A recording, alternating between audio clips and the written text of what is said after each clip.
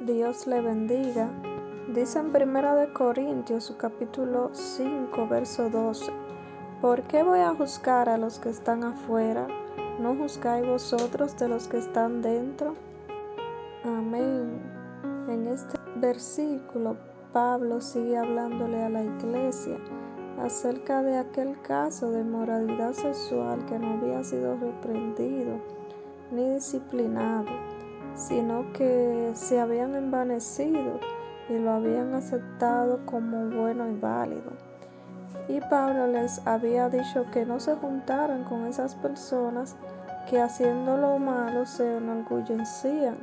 y seguían en su pecado. Pero le estaba diciendo que no le estaba queriendo decir con eso que no se juntaran con los fornicarios, con los adúlteros, con los ladrones, con los ávaros,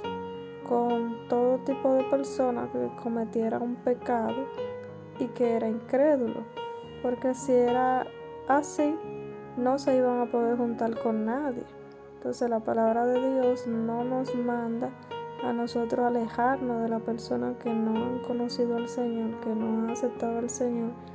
sino que nos manda a acercarnos a predicarle la palabra.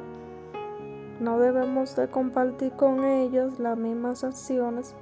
pero sí debemos de compartir con ellos para predicarle,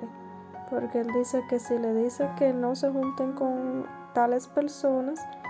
tendrían que sacarlo del mundo, porque realmente todo aquel que no ha conocido al Señor vive una vida de pecado, conscientemente o inconscientemente. A veces conscientemente, pero el enemigo lo tiene atado, lo tiene encarcelado de una forma que ellos quisieran salir de esa situación, pero a veces no pueden. Entonces hay que predicarles y hay que orar por ellos sin cesar. Entonces por eso Pablo le está diciendo a los corintios que no se debe de juzgar a los inconversos, y eso nos da una enseñanza también a nosotros de que no podemos juzgar a los inconversos, porque nosotros también tenemos familiares, tenemos padres, tenemos madres que quizás no conocen al Señor y hacen cosas que no están en el agrado de Dios, pero por eso no debemos de alejarnos de ellos, sino que tenemos que amarlo y tenemos que predicarle el evangelio, así como está escrito, enseñarle el amor de Cristo, que se refleje en medio de nosotros, que se refleje en lo que nosotros hablamos, en lo que nosotros decimos, y que por medio de eso, por medio de la predicación y del testimonio, ellos también puedan venir a los pies de Cristo. También sigue diciendo: ¿qué razón tienes para juzgar a los que están afuera? Porque los que están afuera, Dios los juzgará. Dice la palabra de Dios que el que no ha creído en el evangelio ya está condenado, por cuanto la luz vino al mundo y amaron más las tinieblas. Entonces nosotros no debemos de perder el tiempo juzgando a las personas que son inconversas, ni tampoco señalándoles su pecado de una manera burlona o un sentido negativo, sino de forma amorosa predicarle la palabra, porque realmente hay una condenación que está sobre ellos, el cual por medio de nuestra predicación que Dios nos ha encomendado, el ministerio de la reconciliación, esa persona puede librarse de ese castigo. Entonces nosotros no somos quien para juzgar, no estamos llamados a juzgar, sino a predicar la palabra, porque Cristo vino a morir por cada uno de nosotros, porque cada uno es importante, no importa la persona que sea, si es un ladrón, si es algo que para el mundo es inconcebible, pero Cristo vino a morir hasta por el más pecador, por el más inmundo. Cristo vino a morir, y así nosotros debemos de, así como Dios vino por amor y entregó a su Hijo, así nosotros debemos de tener ese amor por las almas y predicarles para que sean salvas. También, como dice esta lectura, dice: desafortunadamente, muchos cristianos están ocupados buscando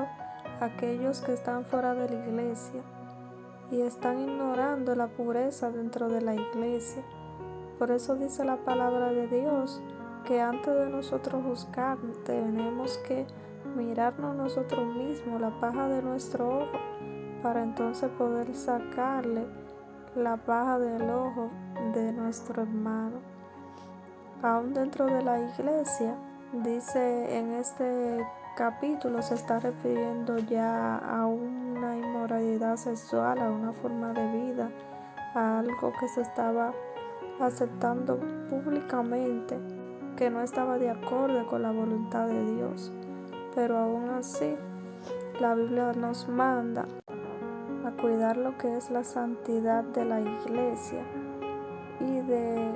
perfeccionarnos cada uno de nosotros de una manera sabia dentro de la iglesia. Vemos en este ejemplo que Pablo era como el líder de la iglesia de Corinto, porque era el que le había dado inicio, y él era que daba estos tipos de mandatos de cómo se debía de manejar la iglesia. Así nosotros tenemos nuestros pastores que debemos de acatar de cómo Dios lo usa, de cómo se llevarían este tipo de disciplinas, viendo la situación de cada persona. No debemos de juzgar sin un previo conocimiento, y si alguna persona necesita un consejo, una reprensión, dársela sabiamente, pedirle primero a Dios que nos ayude, que nos dé la sabiduría, y también que nos ayude a quitar de nosotros primero las cosas que Dios no le agrada, para entonces poder ayudar a los demás y que la iglesia siga creciendo en número y también crecimiento espiritual. Que Dios le bendiga.